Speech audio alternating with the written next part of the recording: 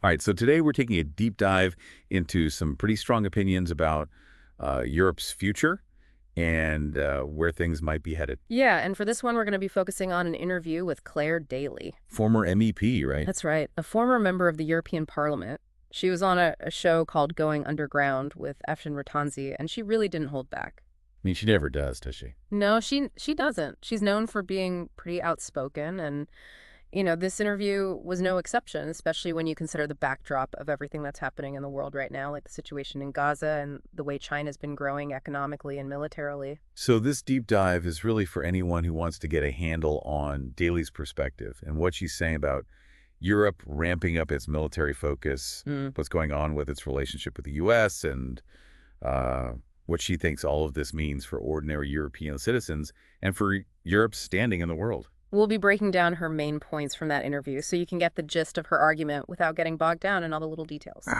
Yeah. And she doesn't waste any time getting right into it. She starts by talking about her own country, Ireland, Yeah. and the fact that it's always been neutral when it comes to war. But she's saying the neutrality is being chipped away at. And she brings up these proposed changes to how Ireland decides to send troops abroad. Like, under what circumstances they would get involved in a conflict. Exactly. There's this system called the triple lock, which basically means that for Ireland to send troops overseas, three things need to be in place. First, there needs to be a mandate from the UN.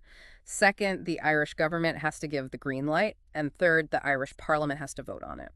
So 3 levels of checks and balances. Right. And what Daly's pointing out is that there's a proposal to scrap that UN mandate requirement. So basically, it would become easier for Ireland to get pulled into European military actions. That's her concern, and she connects this directly to the overall picture in Europe with all the talk about boosting defense spending and all this kind of, war drum banging that's been going on. And she doesn't mince words. She straight up uses the phrase European imperial aims. Yeah, she's basically saying that Ireland's leaders are using this whole global situation as an excuse to sneak in changes they've probably wanted to make for a while. So in her eyes, this isn't some natural progression, it's a calculated move. Now, moving on to that bigger picture in Europe, there's this phrase that keeps popping up that really caught my attention: coalition of the willing. Right. And Daly has some pretty strong thoughts about that phrase. Because it immediately takes you back to the Iraq War, doesn't it? Yeah, I mean, when you hear that phrase, it's hard not to think about George W. Bush and Tony Blair and the lead up to the invasion of Iraq. And it's not just a historical echo. It's being used right now by European leaders like the UK Prime Minister and even the EU itself, and that's what really sets off alarm bells for Daly. She sees it as a really dangerous sign that Europe might be willing to just bypass international consensus and act unilaterally without, proper UN authorization. And she doesn't hold back on what she thinks of that phrase being used again. It's like she sees it as a direct slap in the face to the memory of all the people who died in that war. Oh, absolutely. She calls the Iraq War illegal and points out how it led to so much devastation and instability in the region. And for her, bringing back this coalition of the willing language shows a really disturbing mindset that's taking hold in European politics. And she even brings up another slogan that she finds worrying. It's that Netanyahu line, peace through strength. Right. It's like she's seeing a pattern here, a shift in the way European leaders are talking and thinking about military force. So we've got this change in language, this shift in Ireland's policy, and all of this is happening against the backdrop of this massive push to increase military spending across Europe. And Daly throws out some pretty eye-popping figures. Yeah, she talks about the possibility of Europe spending something like 800 billion euros on defense, and that's a huge number. I mean, where's all that money going to come from? Well, that's exactly what Daly wants people to think about. She says Europe is going to have to get used to trimming its welfare budget to make this happen. Meaning cuts to social programs, things that people depend on. Exactly. She's saying that ordinary Europeans are going to feel this shift in priorities in their everyday lives. And she makes this really sharp contrast between all this money going to the military and the very real struggles people are facing with the cost of living crisis, the housing crisis, all these pressing social issues. Yeah, it doesn't sound like she feels there's been much of a public conversation about this at all. That's a key point for her. She says there's been a real lack of public debate, a lack of transparency around this move towards what she calls a warfare state. It's like she's asking, have the people of Europe actually been given a say in this? Then the conversation turns to the war in Ukraine, and Daly's analysis of how Europe is handling that situation is pretty scathing. Yeah, she doesn't buy the idea that Europe is doing everything it can to bring about peace in Ukraine. She actually thinks they're making things worse. She uses some strong words to describe Europe's leadership: incompetent, incoherent. She really leans into them. Yeah, and her main criticism is that they're being completely contradictory. On the one hand, they're criticizing the US, but then on the other hand, they're giving in to pressure from people like Trump to spend more on their militaries. And once again, she comes back to this lack of democratic process, this Oh. lack of debate in both the European Parliament and national parliaments about these huge decisions related to the war. It's like she's saying these decisions are being made behind closed doors without any real input from the people who are going to be affected by them. Now let's talk about something that Daly seems really passionate about: the influence of what she calls the military-industrial complex. This is a core part of her argument, and she wants to make sure people understand how she sees this complex as having its tentacles all over European institutions. She traces this back to the Lisbon Treaty, which, even though it was initially rejected in Ireland, ended up expanding the EU's role in foreign affairs and defense. Think of it this way. The Lisbon Treaty was like a major software update for the EU. It gave it more power and reach in areas like foreign policy and defense, and Daly sees that as a really problematic development. And she names names too, right? She calls out both the former and current high representatives of the EU for foreign affairs and security policy. Yeah, she has some particularly harsh words for Kaja Kallas, who she calls a catastrophic war hawk. And she even brings up this idea that Kallas has floated about potentially breaking up Russia, which is incredibly controversial. And it's not just about individual politicians. She points to a much deeper problem: the way the defense industry is literally shaping European defense policy. She says it's like they were invited in to give advice on how to make Europe safer, and surprise, surprise, their main recommendation was to spend way more on weapons. And those same companies then get to profit from that increased spending through things like the European Defense Fund and the European Peace Facility. So you've got this revolving door situation where the people who stand to benefit most from more military spending are the ones whispering in the ears of European policymakers. And financial markets seem to be picking up on this trend.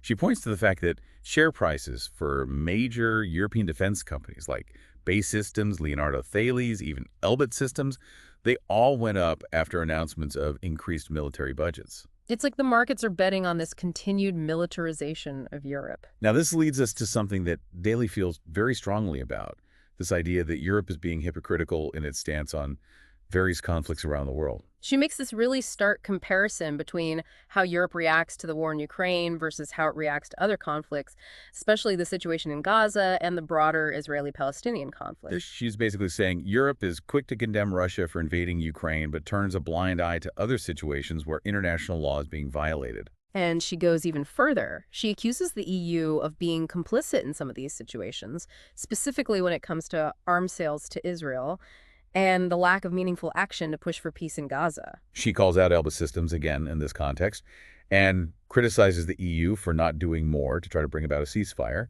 or for not reconsidering its close ties with Israel through the EU-Israel Association Agreement.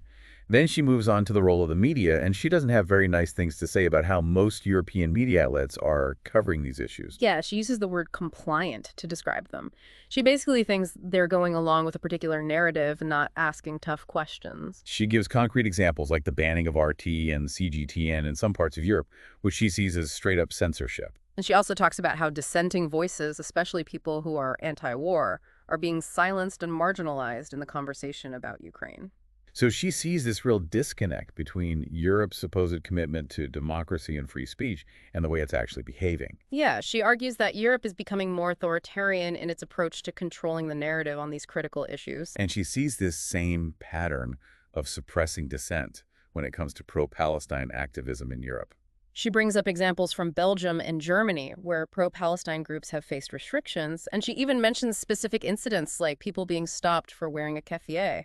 She also takes aim at her own government in Ireland, saying they talk a big game about supporting the Palestinian people, but their actions don't match their words. She criticizes them for continuing to do business with Israel, for selling goods that come from Israeli settlements, and for holding Israeli bonds. So it's like she's saying they're profiting from a situation they claim to oppose. And it's interesting that on this issue of free speech, she finds common ground with someone like J.D. Vance, even though they come from very different political perspectives. Yeah, it's remarkable that she agrees with Vance's criticism of what he sees as censorship in European media. especially around the issue of Palestine. She sees it as a sign that the space for open debate is shrinking even when it comes to views that are uncomfortable or unpopular. And she connects this back to her broader point about Europe not applying its principles consistently. She also brings up the situation of Russian-speaking citizens in the Baltic states as another example of this. So she's not just focusing on one specific issue, she's painting a bigger picture of what she sees as a worrying trend in Europe. Finally, the interview wraps up with a discussion about international law and what's happening in Gaza. And this is where Daly expresses some really deep concerns about the future. She sees the situation in Gaza as complete disregard for international law, and she thinks it sets a really dangerous precedent. She uses this stark image of international law being bonfired because it's being tossed aside, and she's worried that this signals a move towards a much more violent world where might makes it. Yeah, she's basically saying that if powerful actors can just ignore international law whenever it suits them, then the whole system that's supposed to keep things stable and prevent conflicts starts to break down.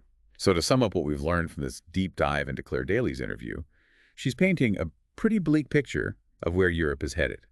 She thinks it's becoming increasingly militaristic, driven by the influence of the military-industrial complex, and too willing to follow the lead of the U.S. And she argues that this shift is happening at the expense of ordinary citizens who are already struggling with the cost of living and other social problems, and she's worried that it's also coming at the expense of international law and basic human rights. So the big question she leaves us with are, what are the long-term consequences of all this for Europe's stability, for its relationships with other major powers, and for the freedoms of its own people? And what can ordinary citizens do to either push back against these trends or to support them? These are questions we all need to grapple with, and we encourage you to seek out different perspectives, read more about European defense policy, and really think critically about the direction Europe is taking. Thanks for joining us for this deep dive. And keep those questions coming.